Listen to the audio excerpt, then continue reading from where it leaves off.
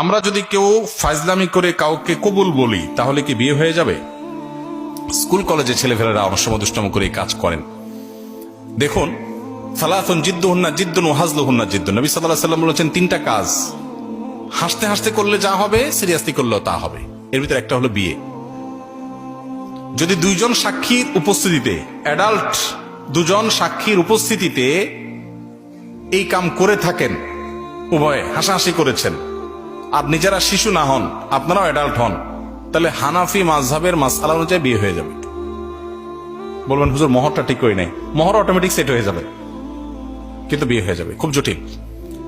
এখন অনেক সময় আমরা ফাজলামি করি।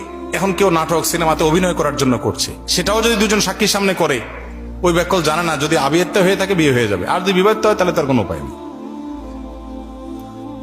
তো শরীয়তের এই মাসালাগুলো নিয়ে তামাশা করা যাবে না, এগুলো সিরিয়াস ইস্যু।